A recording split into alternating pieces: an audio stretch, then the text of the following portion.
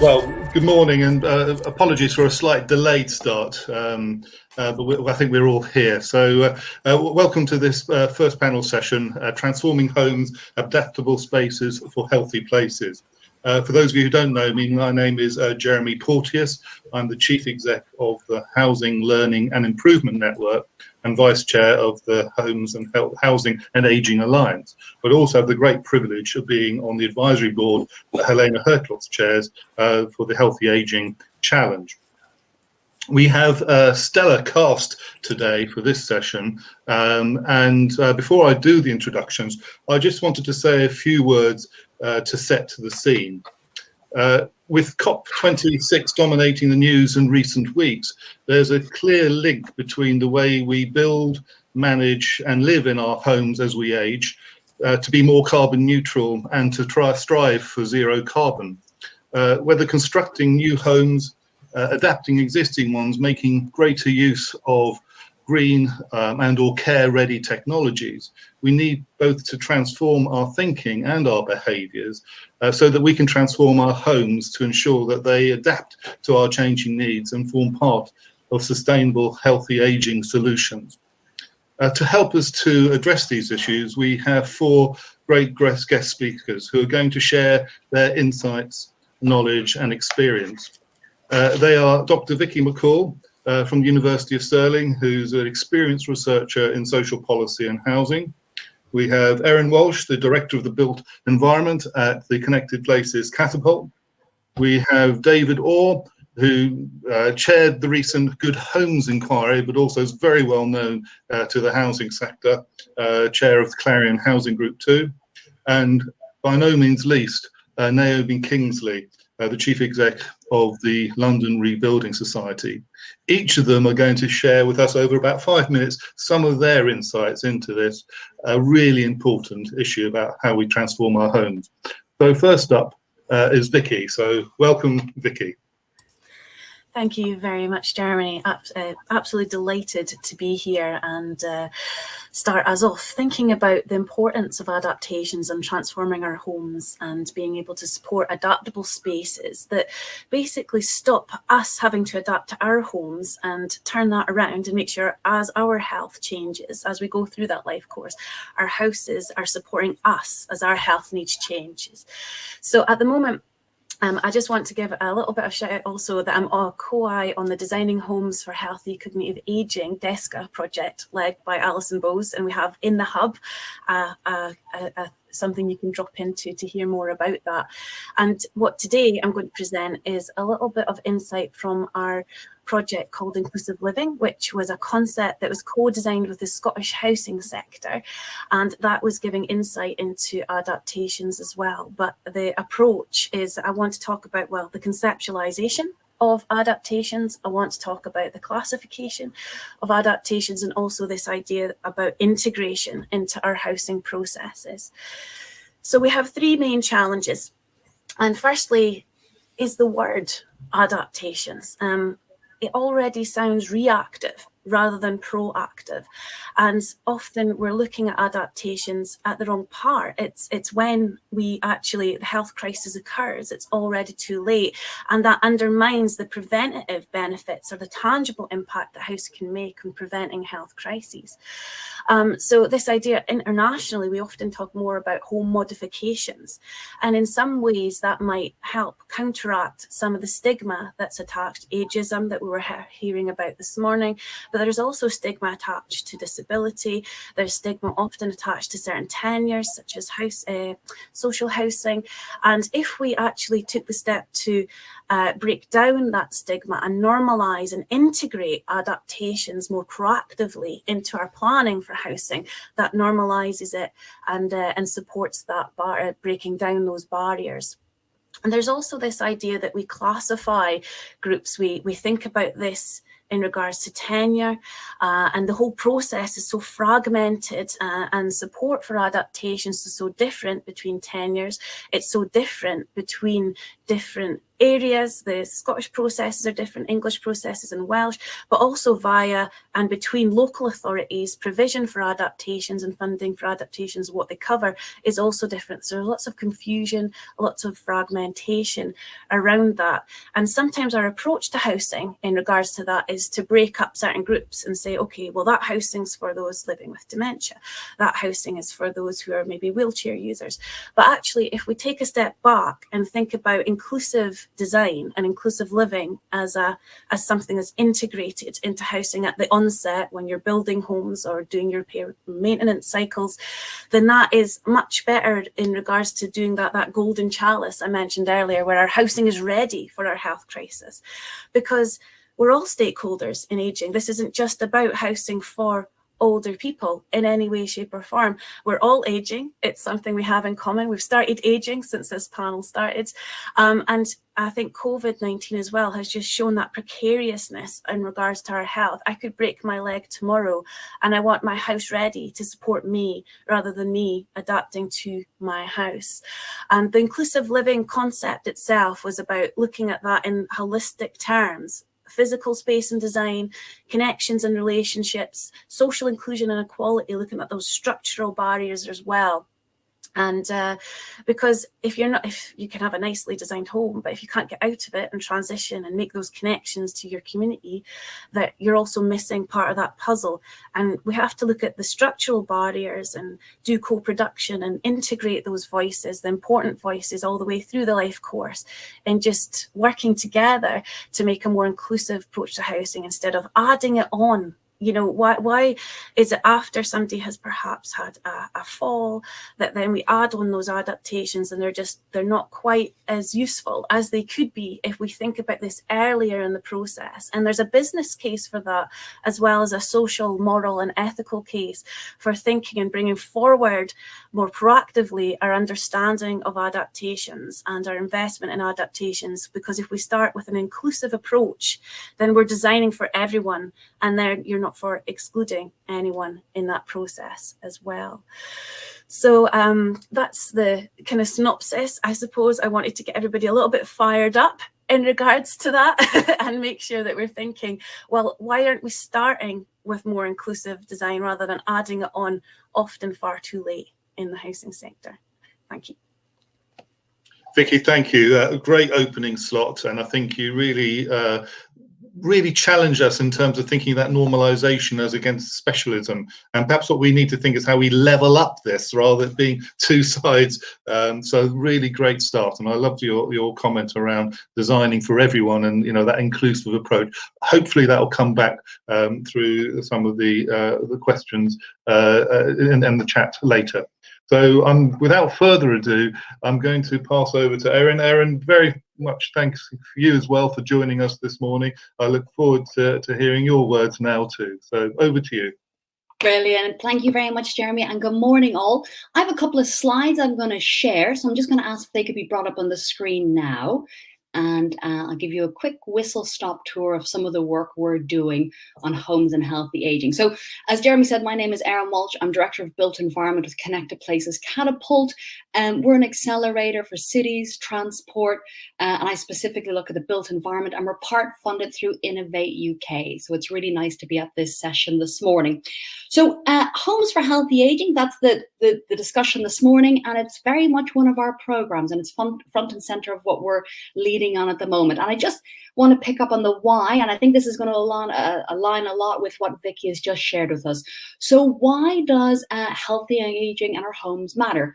Well, as you can see on these three here charts, and you've probably heard this, but sometimes it's nice to see it visually, we are getting older. More of us are getting older for longer, and that's brilliant. But you can really see the demographic shift here, and particularly as we move 60 plus, and we're seeing it increasing. So within the next decade, 20% of us will be over the age of 65, and that's going to increase to 25% by 2050. And we see that increase even further by 2066. So this here, I think there's two ways we can look at it. We could look at it as a challenge or an opportunity. And I'm definitely on the latter. It's an opportunity, and it's testament to the innovation, technology, and progression of health and well-being in the UK and globally. And that's brilliant. And now we need to move other parts of our sectors forward, and housing is one of those. So if we, just to pick up on Vicky's point as well, the adaptation, I think that's a very important one in this context. 80% of the homes that we will live in 2050 in the UK are already built. So absolutely, there's that mitigation, that there's that forecasting, there's the future planning, but realistically, there's a very large part of this is going to be about that adaptation, particularly in these numbers. And I just wanted to pick up that point there as well. So on the opportunity front, if we think where else is this going to have impact, if we look at our next slide, we start to see what this looks like in terms of a market opportunity. And of course, our role at Connected Places Catapult is to support UK PLC and the uptake of innovation and technologies. And on this here bar chart, you can see the UK is on the far right there of that there. And many countries also are sharing in this demographic shift. And sharing in it quite substantially. And this number is only going to grow for these nations you're seeing here and for many more besides. So this is a growing market. And if we look at the UK, we look at Tech Nation, their report of this year, health tech investment from venture capitalists was second only to fintech. So this is a growing market area. And how can we even help further bolster that and help focus it into housing as well? And thinking about that kind of supporting us to live longer for 5+ healthy years, supporting UKRI's objective. The thing I wanted to mention about the challenge though, where we do start to get into the challenge here, is the housing sector does struggle to identify and implement emerging technologies. So what are the right ones for the right reasons? On the other side of that, we know through our work that individual technology suppliers cannot easily offer a complete solution. So that end-to-end solution, and also looking at the revenue stream and their longer term business case behind that. So that is where we are seeing a challenge, and we're seeing there is that gap. And our work at Connected Places Catapult is to help try and support and bridge that gap. So one of the ways we are doing that is through live test beds across the UK. And we are on course to roll out 5 of those. And I'm going to talk to you in a little bit more detail. But I want to show you how we're doing the test bed. So if we go to the next slide, you're going to see here our process of doing that. And it's real world testing, and it's working with end users. So that is human connected design. So putting the end user at the heart of what we're doing. And we have a 6-step process here. As you can see on our website, this goes into much more detail, or I'm happy to share more to anyone that's interested. But we start with the challenge definition. So not the technology, not the solution, right? That's not the answer. The challenge is really the answer. That's where we start. That's where we start to really do our work. So it's challenge definition, and we are working with location partners, currently Sunderland and a Northern Ireland consortium, and we're understanding their specific challenges and their needs. We're then doing stakeholder mapping and system mapping, because it's not just one entity that often owns these challenges, but it's many, and it's about bringing us all together to understand it in a holistic approach. We're then doing a co-creation design with those stakeholders, and we've gone to an open call to the SME, so your small, medium enterprises, so your solution and technology providers, and also large business as well. And we just had one of those open calls closed 2 weeks ago. So we have a nice lineup of innovators to go into Sunderland and also the Northern Ireland Consortia testbed. We will then move in later this year, we're going to move into our deployment stage. That's about the innovations and technologies being put in situ. We will then test, monitor the solution. This will be an iterative process, as you can see there. And then we'll do an impact assessment to allow the innovators understand what impact they've had, and also the location partners understand the impact for residents and members of their community.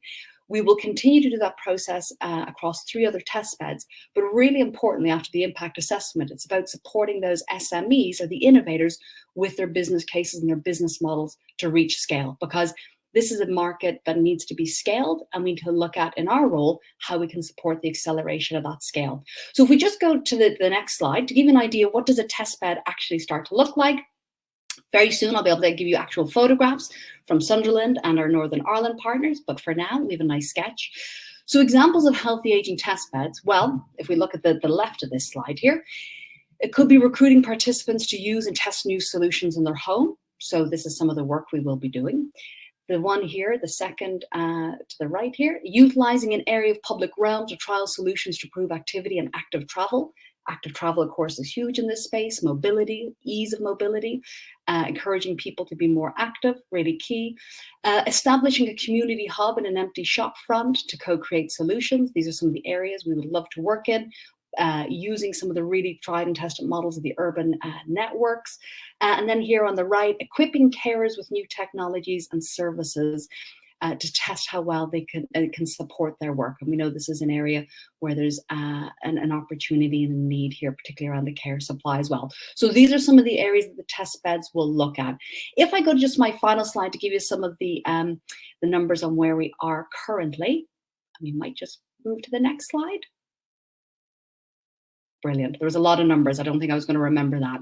Okay, so as I said, we've just launched 2 of our test beds. More information is on our website, Connected Places Catapult, or I'm very happy to share if anyone wants to reach out. Northern Ireland and Sunderland. We've had 94 SMEs requesting to test their solutions. So back to that market opportunity, that's really exciting. We have a lot of interested SMEs and larger providers interested in this area. We've 3 more test beds to come in the new year. We've already had 28 locations register their interest in hosting one of these test beds. And as you can see, we've had over 55 expressions of interest from partners and companies interested in this. So there's more for this to come, but really excited to share it this morning and to make the point about the role of innovation and technology in helping support us in our homes and healthy aging. Thank you very much, Jeremy. Erin, that was really fascinating, and I was very struck by what you were saying around that inward investment as well to achieve those changes. And I hope we can come back to that shortly when we have to open up the discussion. And can I also remind people who are watching and listening in, please do post questions into the chat box. We are looking at those behind the scenes. I also was interested about that link with Sunderland, because you may not know that we recently published a report with the Dunhill Medical Trust looking at technology for an ageing population, and the Sunderland Plus Home winner of the Home of 2030 competition came to the fore. So I'm really delighted that there's a silver thread here to the work you're doing too. So that was really good. So thanks, Erin. We're going to move on now to David. David Orr, known David for a long time. And in fact, I believe, David, you previously were the Chief Executive of the Scottish Federation of Housing Associations, some of the ones that Vicky has just referred to in her opening remarks. So again, another good segue. But David, you led a really important inquiry that reported earlier this year. So over to you. Thank you very much, Jeremy. So the first thing to say is I agreed completely with Vicky. And I think what we've just seen from Erin has a lot of really good, useful ideas that need to be built on. The Good Home Inquiry was commissioned and hugely supported by the Centre for Ageing Better. And over the course of 18 months, we did a vast amount of research. We commissioned a huge amount of research, a very high proportion of it about exploring people's real life experiences of living in their homes. We've produced what I think is a short, compelling, easy to read report and well worth having a look at, backed up by a vast resource bank, all of which is available if you go to the Centre for Ageing Better's website and look for the Good Home Inquiry. That's so much to say in so little time. So just a small number of things. We speak a lot about homes for an ageing population. Well, for 95% of us, homes for an ageing population will look exactly like homes for everyone else. Because although there is a very important role for specialist provision, the overwhelming majority of people will not at any point live in specialist residential provision for older people. We will live in our homes, in the community. And as we get older, it becomes more and more important that those homes are fit for purpose. The truth is that the reverse is the case. As we get older, we are increasingly likely to live in homes that fail the decent home standard, that are characterized by trip hazards and all kinds of problems of lack of flexibility. And compellingly, as we get older, we are less and less likely to be able to afford the cost of heating our energy inefficient homes. There is one segment of the population where the incidence of living in homes that don't meet the decent home standard, an absolutely rock bottom base minimum standard, is increasing, and that is in people aged 75 and over. So it is absolutely critical for the health and well-being of all of us that we do something about improving the quality of our existing homes. And we know that all of us, we all know this. We talk of this as though it's something about others. This is always about us. We all have very complicated relationships with our homes. We know the things that don't work or that we're slightly embarrassed about, but we kind of ignore them on a day-to-day basis or work around them until people come to visit and they can't work out how to get out of the toilet because they've not worked out that funny little thing that you have to do to make sure that the lock works, or the one exposed wire, or the little bit of damp. But we love our homes and we know where the problems are, and yet we don't invest in them. Very often because it looks too big. It just looks too difficult. We don't know how to. We don't know how to understand what the problem is with our homes. We can see the outcome. We can see the fact that there is damp, but we don't know where it's coming from or how to find out. We don't know how to do a kind of overall MOT on the quality of our home. We then don't quite know where we can go to get funding to do the work that needs to be done. And for people on very low incomes, there is no real support at all to invest in your home. And we need that. We need government to step up. We have no strategic overview about all of this. Our homes, all of them individually, we have our own responsibility for. But collectively, they are a huge, enormous, and critically important national asset for which there is no national strategy and no national program. We know that people feel anxious about bringing tradespeople into their homes because they don't know who they can trust. In the research that we did, in the work that we did, we heard over and over again a fear, not often based on active, real evidence, but a pervading fear of cowboy builders, people who are going to come in and do a bad job and rip us off. So the long and the short of it is that we believe that we need a national strategy for our existing homes. We think that there should be a cabinet level minister who is responsible for this strategy. We think that there is a clear need for a strategic lead for government, and indeed a bit of creative thinking from government. Yes, to provide some grant funding, but perhaps to provide subsidized loans in the way that happens in many countries around the world. And then we need all of that to be backed up by a network of what we've called good home agencies, a good home agency in every part of the country. And this is an idea that has been very strongly supported by friends and colleagues in local government. These agencies would be a place, a trusted intermediary, where you could go for information about how you sort out, how you understand what the challenges are in your home, how you go about the process of identifying how those can be fixed, how you specify the work that needs to be done, where you might go to find trusted tradespeople, perhaps as a route to finances, loan finance, or if it was available, grant finance.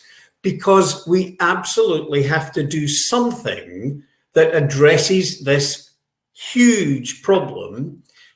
20,000 people die every year because it's winter and we can't afford to heat our homes. That is completely disgraceful, but we've stopped thinking about it because we've just worked it into our normal understanding of what happens. We have the challenge of COP26, the requirement to decarbonize our homes. I had the privilege of chairing a session inside the Blue Zone about decarbonizing our homes. It was the only session in 2 weeks of the COP that focused specifically and directly on the challenge of improving our homes. We cannot deliver zero carbon without decarbonizing our homes. We cannot level up without investing in ensuring that we have decent quality homes. We cannot provide the base for people to live real, strong, confident lives where we engage more broadly with the community unless we have homes where we feel safe and secure and which are affordable and which are energy efficient. This is a national challenge. Get it right, we will be more economically successful, we will be more socially successful, and we will reduce significantly the demands that we make on our health service. Get it wrong, and we will continue, A, to miss our global climate change challenges, but B, we will continue to fail far too many people who live in cold, damp homes that are actually killing them rather than being a place of safety and refuge. David, thank you very much for such a passionate overview of both the inquiry, but also actions that really need to be taken forward now, and not in terms of the coal industry watering it down slightly. These are actions that are very prevalent, and that national strategy, we'll come back to that, because I think we need to think across all our 4 nations about what that strategy is. But you also make that really important link between good quality information advice, the hubs. I'm really pleased that we're joined by Naomi Kingsley, who actually runs a micro system around energy efficiency, adaptations, improvements to people home, and again, a trailblazer funded through the UKRI. So Naomi, a warm welcome to you this morning, and look forward to your presentation. Thanks, Jeremy. If I could have my first slide, please. Excuse my voice as well. Anecdotally, I should say that I've had a leak in my house, so I'm having a lived experience of living in difficult conditions, and it's affected my voice, so apologies in advance. London Rebuilding Society has focused for 20 years on financial innovation to tackle issues that individuals and communities are dealing with, where they have no access, are generally low income, and they're excluded. And our particular area of activity for the last, predominantly has been for many years now, is in the area of looking at the issues that face low income older homeowners, of which we know there are many living in homes in very serious disrepair. And I'm happy to say, as Jeremy mentioned, we are a recipient of Innovate UK funding as a trailblazer for a programme called Healthy Homes, Healthy Lives.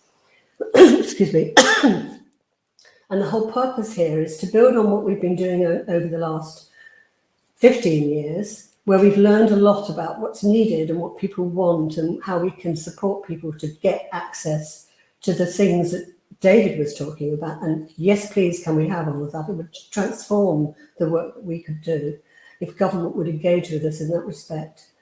And to actually enable people to be empowered to make change themselves. So a process of co-design and support with financial innovation.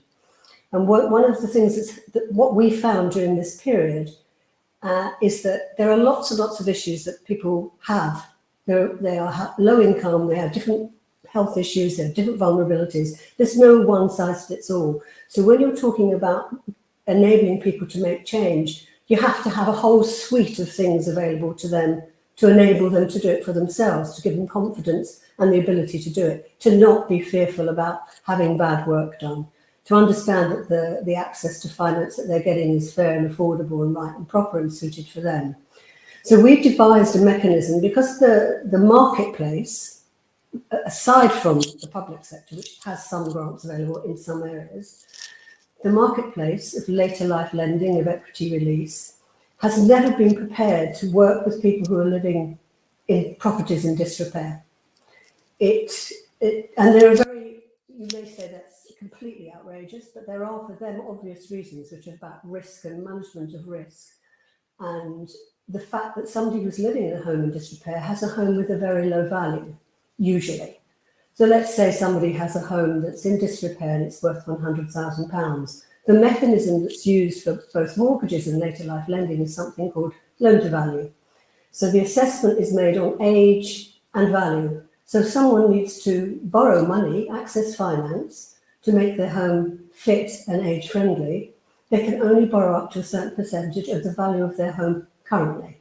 So it might be, if they're 60, they might be able to borrow 30% of the value, £30,000. That might sound like a lot, but I can tell you, in our experience over 15 years, the average is something like £70,000 for the kinds of works that we're seeing needed to be done to make a home safe, warm, dry, and energy efficient.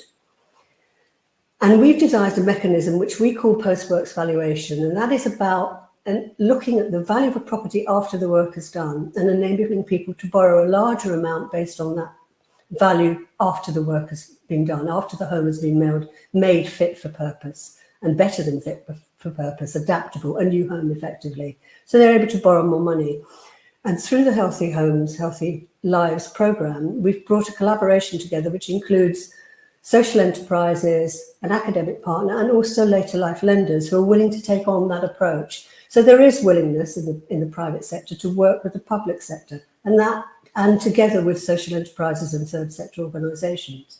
So the key elements of this are the finance that's fair and affordable and works for people, the ability to co-design and work in a supportive environment with an individual and create trust, and then, excuse me, to actually deliver the works to a very high standard with what people want in their home and enabling them to actually be part of that process, but standing between them and the contractor so the quality is exactly as it should be, and they're not faced with the issues of dealing with it on a daily basis.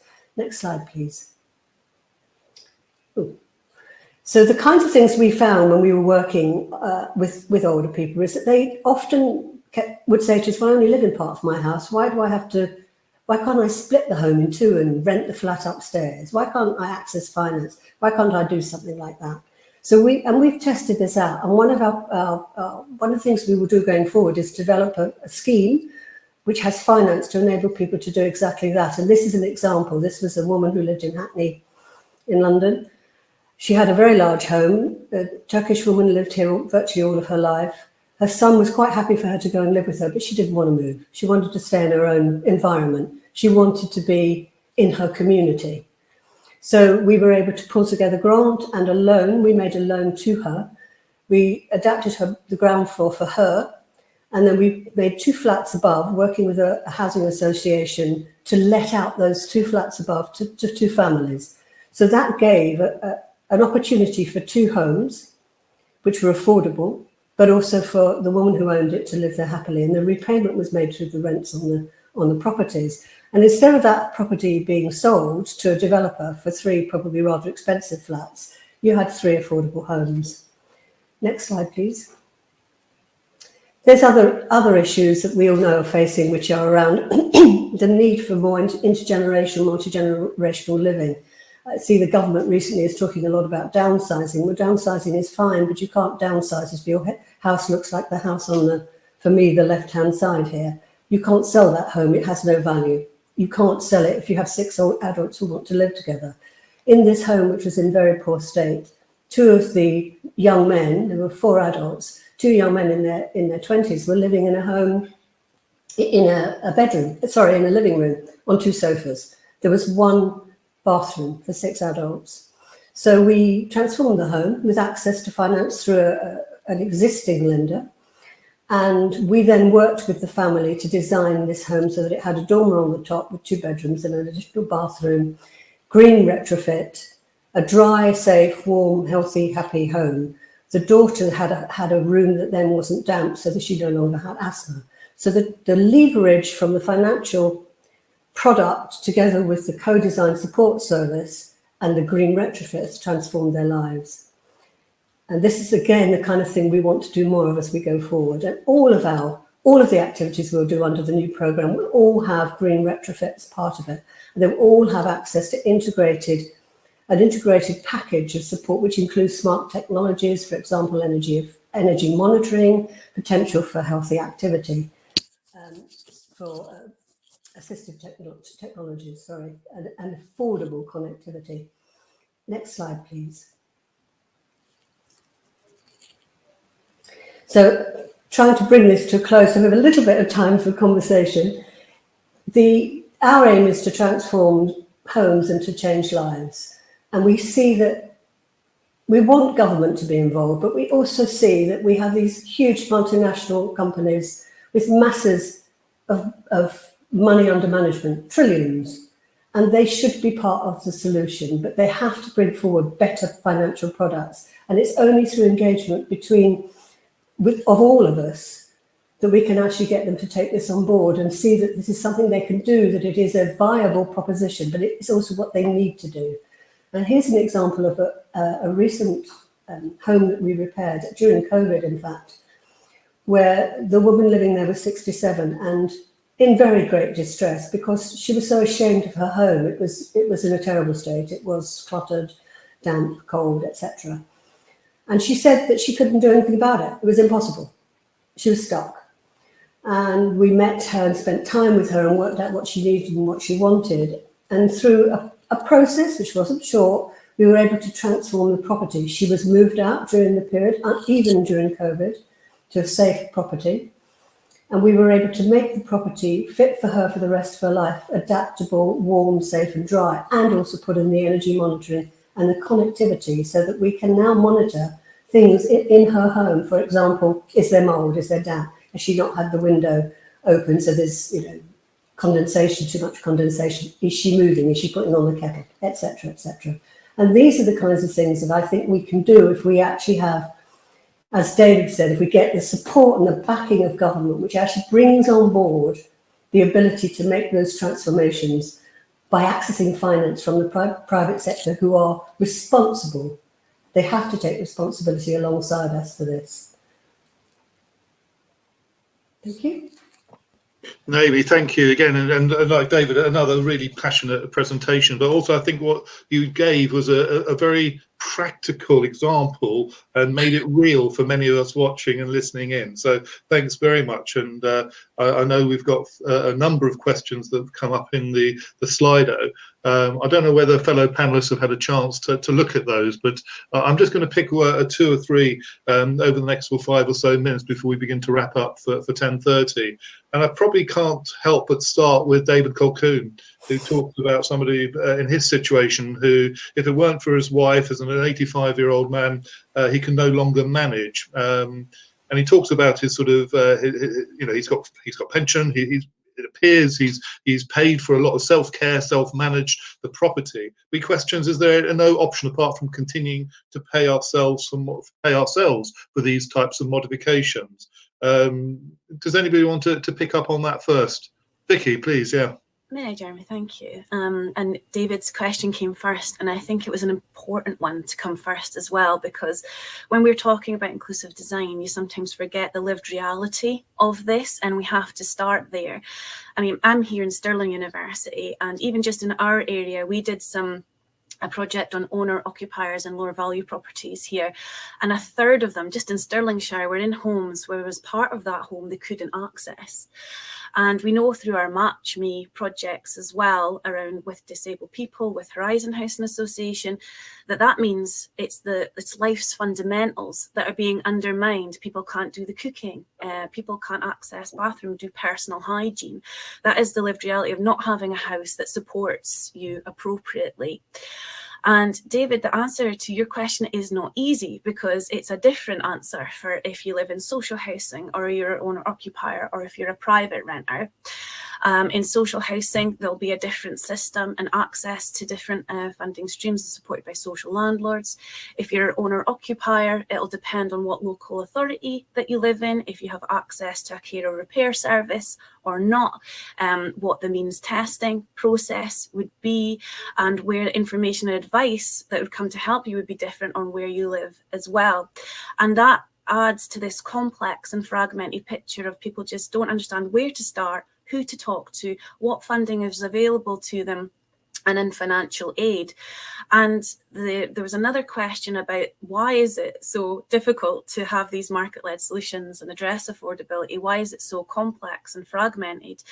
And a lot of it is because there's a big gap in regards to the cost benefit of these impacts, and prevention is still a hard sell. You know, it's a really hard sell to policymakers and so on. And the business case is really different again across tenure. So it makes more sense for social housing, because if you have a house that's adapted and you can keep a tenant there for an extra 4 or 5 years and increase tenant sustainability, that reduces void costs and all the costs associated with that. But for the owner occupied sector, the business case is not sitting with the developer. The developer sells the house and the cost of adapting later goes to the local authority or the individuals later. So the business case is less clear. So there's no really clear financial incentives to do inclusive design, which I think we should be building a case for and doing this better and integrating it in society much, much better than we do at the moment. Vicky, thanks for that. And I think you explained that really eloquently as well. It is a very complex picture. David, I saw your hand up. Yeah, it is a very complex picture and it's very bitty. But the truth is that there's very, very little real help available, particularly for owner-occupiers. And if you look at the distribution of the poorest quality homes, proportionately, the private rented sector is worse. The social rented sector is best, although there are problems there. But overwhelmingly, the biggest number of homes are owned by owner-occupiers for whom there is almost nothing. And that's just unacceptable. I mean, we've really had, over the last 40 or 50 years, a number of different initiatives, none of which have really lasted very long. And at the moment, to be honest, apart from, some grants for adaptations, there's really nothing. And we need to change that. And one of the things that will be a follow-up from the Good Home Inquiry is that we are currently putting together and about to launch a kind of finance working group, exploring different ways of bringing finance in and talking to big retail and wholesale financial institutions, as well as to government, about how we do this. But I really think, what Vicky said about new build, we build terribly. I mean, really terribly. Let's be honest about it. And the developers, for understandable reasons, only care about the first customer. They don't care about all the people who will live in that house over the next 100 years. And we don't design flexibility into the way that we build new homes. All of that has to change if we're to make the kind of impact that we need. And again, it's why we need, there are care and repair agencies, there are home improvement agencies, there are organisations like NAMIs, there's various others. We are trialling the Centre for Ageing Better, working with Lincolnshire Council, a kind of fully functional Good Home agency, and that's going to be up and running and supported soon. But that's why we need this pattern of provision across the country so that people can get the assistance that they need to think it all through. Dave, that's great, and I'm conscious also that you may have partly answered Neil's question as well by referencing some of those local government grants that are available. We've got a couple of minutes left, and I wanted to just focus on one of the questions that's for Erin, and this is from Ye Yin Yen. I'm very interested in the co-creation approach you apply to engage different stakeholders. And then he asked, did you manage that by your team? Do you have a collaborator to fund that? And again, how are you publishing these calls for interest and promoting that? Yeah, brilliant. Thank you, Jeremy, and thank you for the question as well. So everything is on our website, Connected Places Catapult, Healthy Aging, Homes for Healthy Aging. You'll find it there. In terms of how we've done the that human-centered design, so we do within the Catapult, we have a human-connected design team. So they're your ethnographers, your UI and UX, so user experience and user insights, and they've been working with us on this. To share, we've also partnered with Helen Hamlin Centre, so they did some work with us as well on personas, Pro-Social Place from the University of Liverpool as well, and BRE. So definitely, a collaborative approach to this. I think there's definitely, I think this question picks up it quite well. There is a theme here, and it is the end user. David's made the point, Vicky has as well, so has Naomi. It's about the end users. It's about us. It's about people living in the home. So for us, absolutely working with homeowners and understanding their challenges has been really key. So that human-centered design approach, and that's something I would advocate, we need more in our housing sector and our approach to it. Like the biggest investments we make in our life, we don't do UI or UX. I have my iPhone here, this year is UI and UX to the max, but we don't do it in our home. That's going to support us for a life. And I think we definitely need a more human-centered design approach to our housing development and housing design. Thank you, Erin. And there are a number of other questions that have come up, which I'm afraid we don't have time to answer. Naomi, I believe you don't just operate in London. You do have some satellite work in other parts of the southeast. Is that correct? Yeah, in theory, we can work anywhere. Under this programme, it will be initially the southeast, lots on the south coast, but we can, particularly if we have the relationship with the local authority that we build, we can work absolutely anywhere, and we can work with new partners. And I mean, I'd love to answer some more of these questions, but we've run out of time. But I'm always available and happy to speak to anybody about this. Yes, and I'm really sorry for those people who've put some really fascinating questions in about private finance, about joint ventures, around different ways to stimulate the market, issues around affordability. They're really burning questions. I appreciate that. Please do come back to us and either email us directly or the organisers, and we'll make every effort to respond to those. But I know that with about 10 minutes or so left before the main sessions again, I must draw this session to a close and thank once again Vicky, Erin, David and Naomi for 4 fantastic contributions. You've really started to stimulate a lot of people's thinking, and thank you very much for your participation, and I hope everybody enjoys the next day and a bit of this Healthy Aging 2021.